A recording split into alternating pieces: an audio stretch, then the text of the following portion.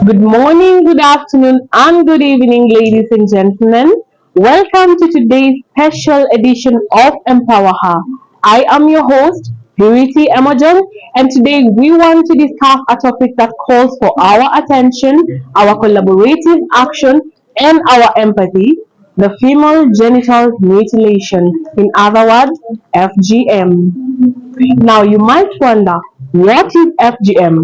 I know some of you have heard about the female genital mutilation, but not most of you know the real meaning of female genital mutilation. So, what is female genital mutilation?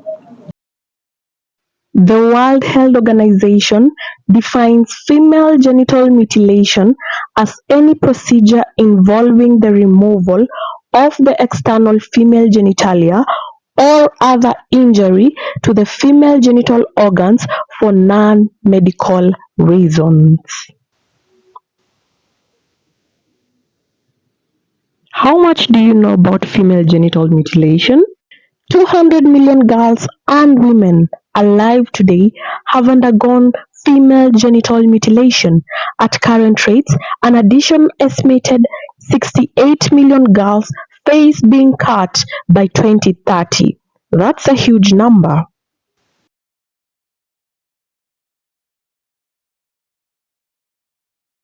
The prevalence of female genital mutilation among women aged 15 to 49 in Kenya is at a staggering 14.8%. That's a very huge number. What is being done? We are going to talk about the type of female genital mutilation. Female genital mutilation is classified into four major categories.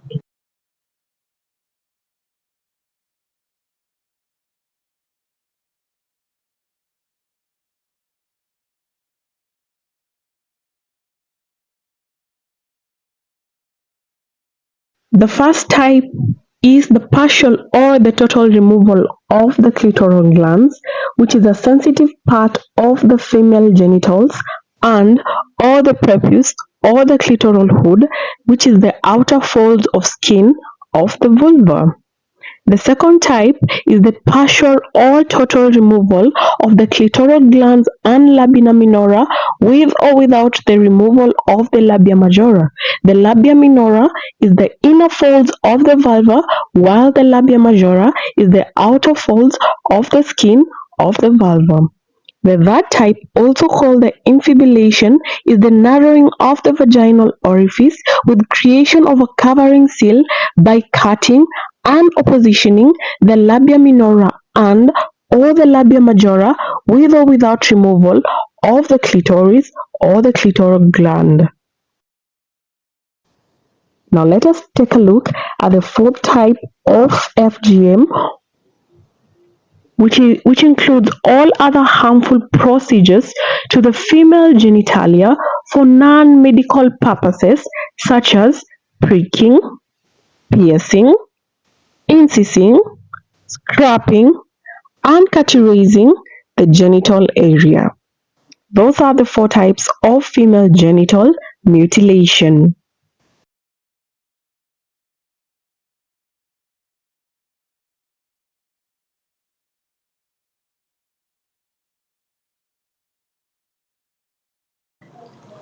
Let's talk about the effects of female genital mutilation. Now, we all know that female genital mutilation is not a good thing.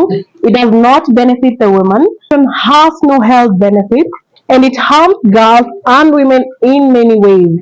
Immediate complications of FGM can include severe pain, excessive bleeding, in other words known as hemorrhage, genital tissue swelling, fever, infection such as tetanus, urinary problem, wound healing problem, injury to surrounding genital tissue, shock, and in extreme cases, female genital mutilation can lead to death. Now, there are long-term complications that are related to the female genital mutilation. Let's talk about them.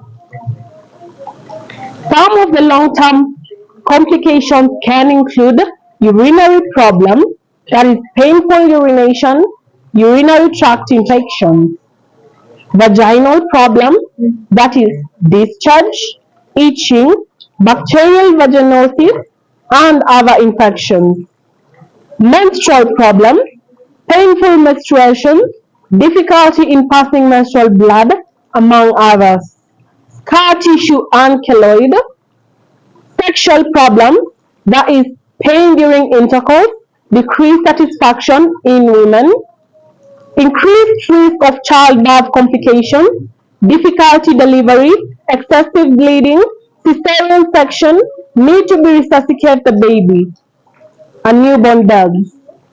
Psychological problems such as depression, anxiety, post-traumatic stress disorder, low self-esteem, among others. In Kenya, the region with the highest prevalence of FGM is the northeastern region. The cat flesh removed is the most common type of FGM practicing at a staggering 70.1%.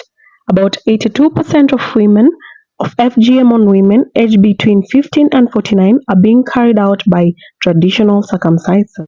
Kenya has implemented sustained efforts for addressing female genital mutilation with the enactment of the Prohibition of the Female Genital Mutilation Act, giving impetus to interventions against female genital mutilation.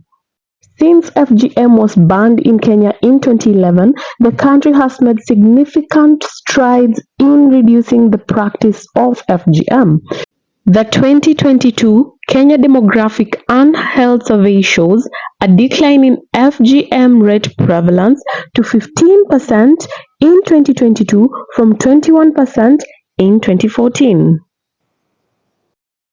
The UNFPA-UNICEF Joint Program on the Elimination of FGM, together with the Anti-FGM Board, have been working with grassroots organizations, engage over 15 ethnic groups, 11,000 community champions and role models, and establish a network of over 15,000 survivors in the country. How do we eradicate FGM by 2030? Eliminating the stigma associated with female genital mutilation and creating safe spaces for open dialogue where survivors can share their experiences about female genital mutilation will help ensure that the issue remains front and center of national and local dialogue.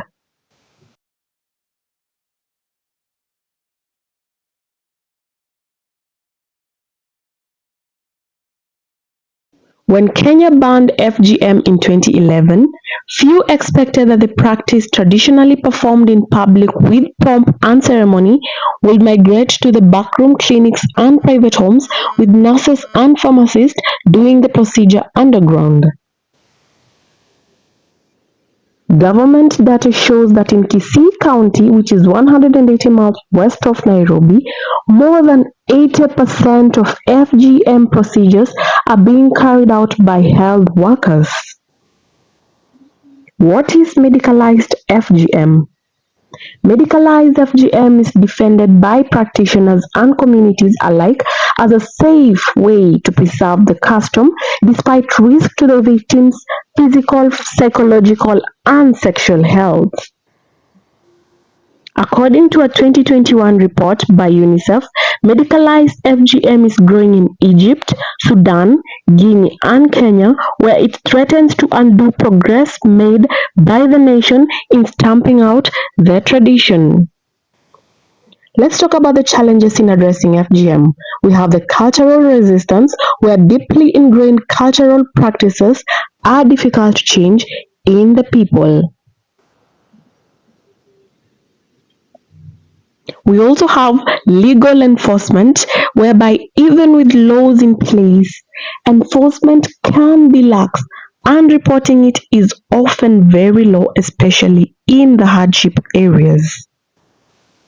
Medicalization of FGM, as we have spoken about, is performed by healthcare providers, which can complicate the efforts to eradicate female genital mutilation in the country. FGM is recognized internationally as a violation of the human rights of girls and women. Many countries have enacted laws criminalizing female genital mutilation. However, enforcement can be challenging due to cultural acceptance and lack of reporting.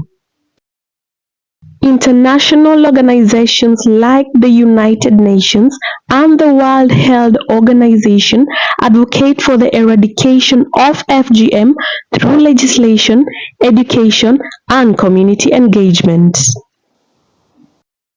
Thank you for joining me in this talk about the female genital mutilation. I do hope that whatever we have learned here will be able to help you to understand better about this topic.